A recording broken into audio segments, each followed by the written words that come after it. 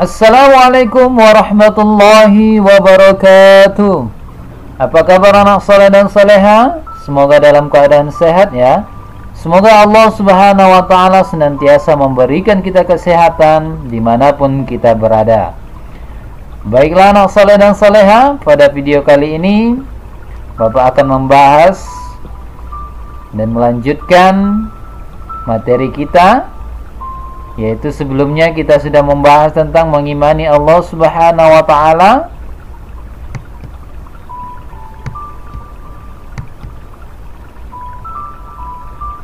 Karena mengimani Allah subhanahu wa ta'ala merupakan rukun iman yang pertama, yaitu iman kepada Allah subhanahu wa ta'ala. Berarti kita harus meyakini bahwa Allah itu ada. Iman artinya percaya. Iman kepada Allah berarti kita percaya bahwa Allah adalah Tuhan yang harus kita sembah. Tidak ada Tuhan selain Allah.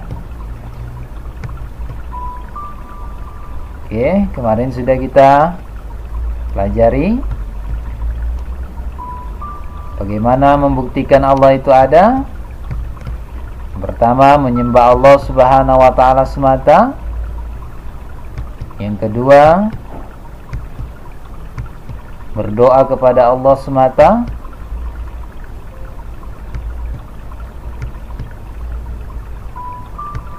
Kemudian yang ketiga, menjaga kelestarian lingkungan. Itu 3 bukti bahwa kita meyakini bahwa Allah itu ada. Oke, kita lanjutkan ke materi selanjutnya, yaitu bukti-bukti keberadaan Allah subhanahu wa ta'ala. Apa saja buktinya? Yang pertama, adanya makhluk hidup. Makhluk hidup dibagi menjadi 2, yaitu makhluk yang hidup di alam nyata dan makhluk yang hidup di alam gaib. Makhluk yang hidup di alam nyata adalah manusia, hewan, dan tumbuh-tumbuhan. Sedangkan makhluk hidup yang di alam gaib adalah malaikat dan jin. Makhluk artinya yang diciptakan. Adanya makhluk berarti ada yang menciptakannya. Manusia, hewan, dan tumbuh-tumbuhan tidak ada dengan sendirinya. Pastilah ada yang menciptakannya. Siapa yang menciptakannya? Ya, benar, Allah subhanahu wa ta'ala. Oleh sebab itu, adanya makhluk hidup menunjukkan adanya Allah subhanahu wa ta'ala. Itu namanya hukum sebab akibat. Yang kedua, penjelasan di dalam Al-Quran. Allah juga menjelaskan keberadaannya melalui ayat-ayat Al-Quran. Banyak ayat Al-Quran yang menjelaskan tentang Allah. Allah adalah Tuhan yang Maha Pencipta, Maha Kuasa, Maha Mengetahui, Maha Melihat, dan sebagainya. Keberadaan Al-Quran sendiri menunjukkan adanya Allah, karena Al-Quran adalah wahyu dari Allah subhanahu wa ta'ala. Allah subhanahu wa ta'ala berfirman sebagai berikut. Wallahul ladzi la ilaha illahu al-malikul quddusus salamul mu'minul muhaiminul azizul jabbarul mutakabbir subhanallahi amma yusyrikun. Artinya, dialah Allah, tidak ada Tuhan selain Dia, Maha Raja, yang Maha Suci, yang Maha Sejahtera, yang Maha Menjaga keamanan, pemelihara keselamatan, yang Maha Perkasa, Maha Kuasa, yang memiliki segala keagungan, Maha Suci Allah dari apa yang mereka persekutukan. Surah Al-Hasr ayat 23.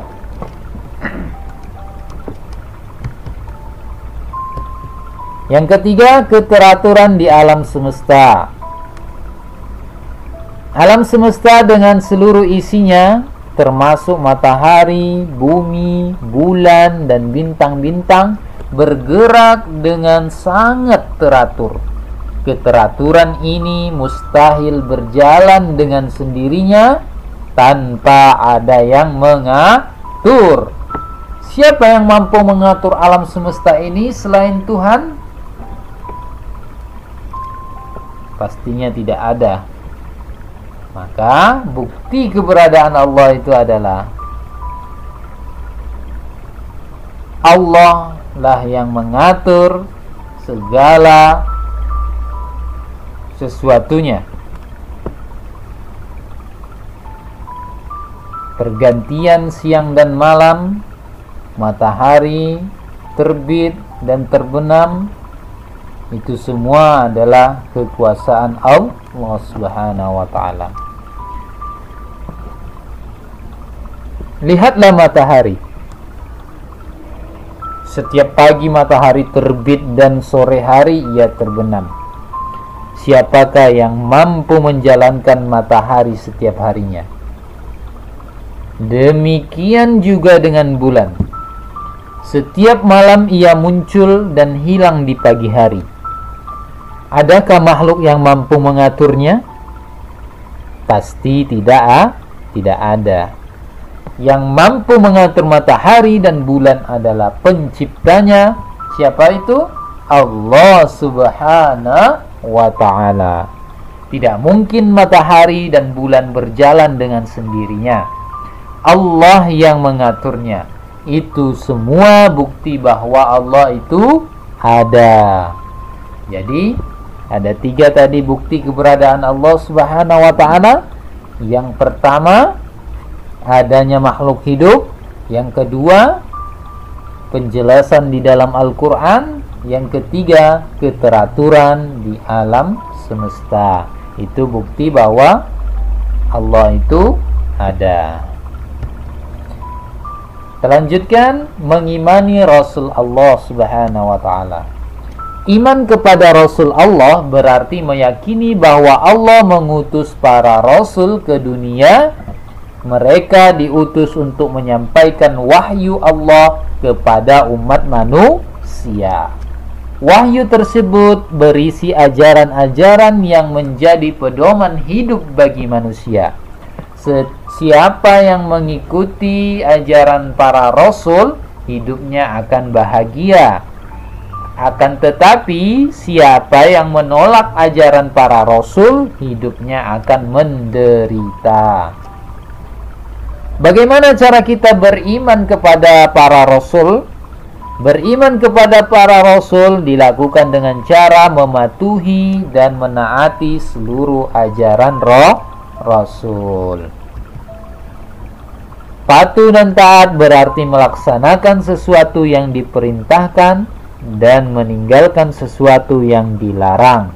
Ajaran yang berupa perintah seperti sholat, puasa, zakat, haji, membaca Al-Quran, bersedekah, dan berbuat baik kepada orang tua, dan lain sebagainya, itu merupakan perintah yang harus kita laksanakan. Mengapa kita harus beriman kepada Rasul Allah? Para Rasul Allah adalah manusia pilihan Allah. Mereka adalah orang-orang hebat karena kecerdasan akalnya, kesolehan pribadinya, dan kemuliaan akhlaknya. Para Rasul Allah adalah teladan mulia bagi umat manusia. Oleh sebab itu, manusia wajib meneladani sifat-sifat para Rasul. Ada 4 sifat wajib bagi Rasul Allah.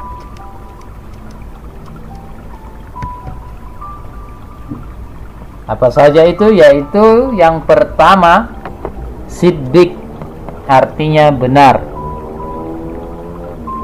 Yang kedua, amanah, dapat dipercaya.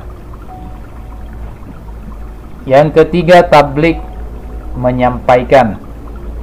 Yang keempat, fatonah, bijaksana.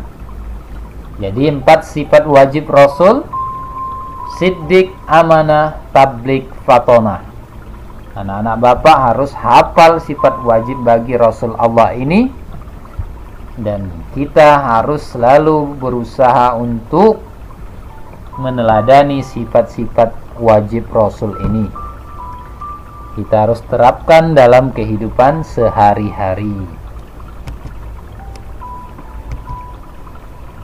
Setiap manusia yang mengikuti dan meneladani para rasul akan selamat hidupnya, baik di dunia maupun di akhirat.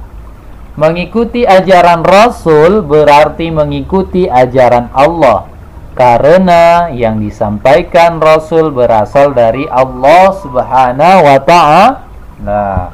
Sedangkan manusia yang menolak ajaran Rasul akan mendapatkan musibah dan derita di dalam hidupnya. Di akhirat kelak, ia akan mendapatkan siksaan di neraka. Telah banyak bukti akibat durhaka kepada para Rasul, seperti umat Nabi Nuh alaihissalam. Mereka mendapatkan bencana banjir bandang karena menolak ajaran Nabi Nuh alaihi salam.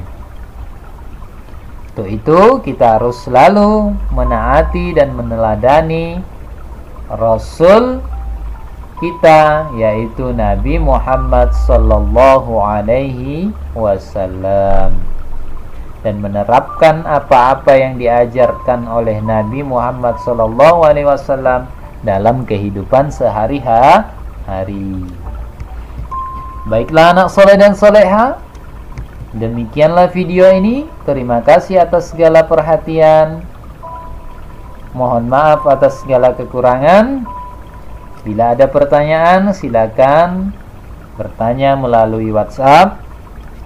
Kemudian jangan lupa terus belajar dan semangat, dan selalu jaga kesehatan, dan tak lupa kita berdoa kepada Allah Subhanahu wa ta'ala. Semoga Allah segera mengangkat virus ini agar kita bisa kembali sekolah seperti biasa. Amin ya rabbal alamin. Baiklah anak bapak yang soleh dan soleha, kita tutup dengan melafazkan hamdalah, alhamdulillahi rabbil alamin, fastabiqul khairat. Assalamualaikum warahmatullahi wabarakatuh.